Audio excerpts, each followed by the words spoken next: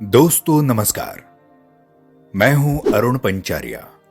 प्रस्तुत है कहानी विदुर पिताजी का अपमान, लेखक डॉक्टर सुरेंद्र पंचारिया। तो आइए सुनते हैं कहानी विदुर पिताजी का अपमान।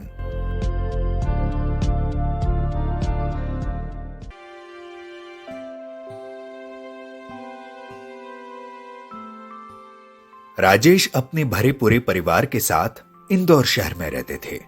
परिवार में पत्नी, बच्चे और बूढ़े पापा जी थे।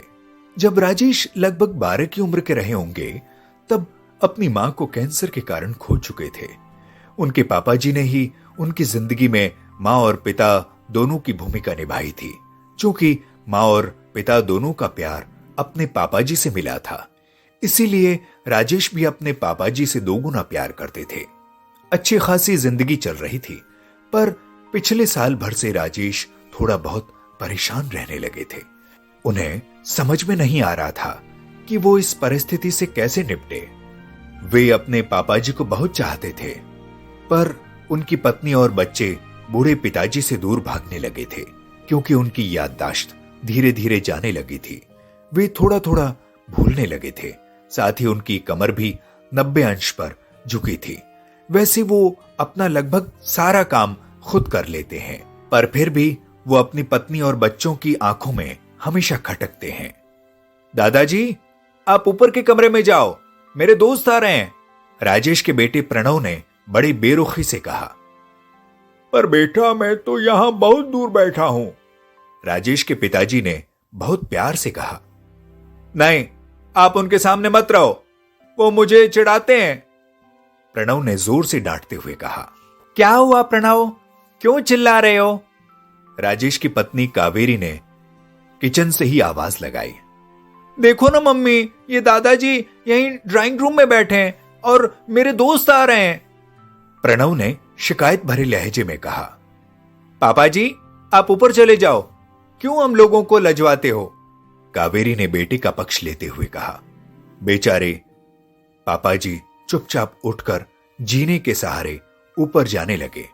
कमर झुकी होने के कारण उन्हें ऊपर चढ़ने में बहुत परेशानी हो रही थी, किंतु पूरी ताकत से ऊपर के एक अकेले कोने वाले कमरे में जाकर बैठ गए। राजेश बाजू के कमरे से सब सुन रहे थे। उन्हें बड़ा कष्ट हो रहा था कि उनके पापा जी को अपमानित होना पड़ रहा है, किंतु वो असहाय थे। कई बार इस तरह की बातों के कारण राजेश और कावेरी में लड़ाई झगड़े हो जाते थे। अगर वो कुछ कहते हैं तो पत्नी और बच्चे उसका विरोध करने लगते हैं।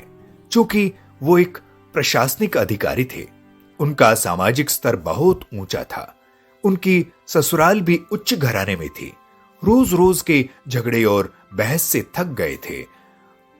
अब वो चुपचाप इस तरह से हर दिन अपने पिताजी को अपमानित होते देख गम के घूंट पी लेते थे। रात को राजेश की पत्नी ने कहा, देखो जी, अब कुछ करो। कल कलेक्टर साहब की पत्नी आई थी, पापा जी अपनी धुन में इधर उधर घूमते घूमते गाने गा रहे थे। मुझे बहुत शर्म आ रही थी ये बताते हुए कि ये मेरे ससुर हैं। राजेश को रोना आ गया था, किंतु फिर भी वो चुप रहे। उन्हें समझ में नहीं आ रहा था कि वो क्या करे। अपने बेटे की मनस्थिति को पिताजी अच्छी तरह से जानते थे और बेटे को कोई कष्ट न हो, इसीलिए वो हर बात को चुपचाप सह लेते थे। राजेश बहुत उदास रहने लगे। एक तरफ परिवार और सामाजिक स्तर पर जीने की प्रतिबद्धता थी, तो दूसरी ओर परिवार से प्रताड़ित पिताजी। आखिर पिताजी से अपने बेटे की हालत नहीं देखी गई। एक दिन उन्होंने अपने बेटे से कहा, राजेश, बहुत दिन हो गए हैं, मैं अपने गांव जाना चाहता हूं, मुझे वहां पहुंचा दो, मेरा यहां मन नहीं लग रहा। किंतु पापा जी, वहां तो अपना कोई नहीं है, आपका ध्यान कौन रखेगा? राजेश ने आश्चर्य से पूछा। अरे, सब गांव वाले हैं ना, और वो तुम्हारे काका भरत भाई और मगन भाई तो गांव में ही तो रहते हैं, पापा जी बोले। और फिर पापा जी के रहने की बची खुची सारी व्यवस्थाएं हम कर आएंगे ना। कावेरी तपाक से बोली। हाँ बेटा, बहू सही कह रही है। पिताजी ने लंबी सांस लेते हुए कहा। राजेश जानते थे कि गांव में पापा जी की देखभाल करने वाला कोई नहीं है, लेकिन अपनी पत्नी की जिद के कारण वो अपने पापा जी को गांव छोड़ने पर विवश हो गए। अपने पापा जी को गांव छोड़कर आते वक्त उन्हें रोना आ रहा था, साथ में अपनी बेबसी पर गुस्सा भी आ रहा था। कुछ दिनों के बाद राजेश के पुरुषोत्तम चाचा आने वाले थे। पूरा परिवार बहुत उत्साहित था। पुरुषोत्तम चाचा दिल्ली में रहते थे। वो पेशे से डॉक्टर थे। डॉक्टर चाचा ने जैसे ही घर में कदम रखा, सबने मिलकर बहुत उत्साह से उनका स्वागत किया। क्यों राजेश, बड़े भाई साहब नहीं दिख रहे हैं, कहां हैं? पुरुषोत्तम चाचा ने उत्सुकतावश पूछा। अरे चाचा जी, वो कुछ समय से गांव गए हुए हैं, यहां उनका मन नहीं लगा, कावेरी ने सपाट लहजे में उत्तर दिया। पुरुषोत्तम चाचा ने राजेश की ओर देखा तो राजेश ने अपनी आंखें झुका लीं। चाचा सब समझ गए, बोले, कल हम भाई साहब से मिलने गांव चलेंगे, सभी लोग। दूसरे दिन सभी लोग गांव के घर में पहुंचे। देखा कि पापा जी को बहुत तेज बुखार है और वो पलंग पर असहाय पड़े हैं। पुरुषोत्तम चाचा दौड़कर पापा जी के पास गए, उनके पैर छूकर रोने लगे।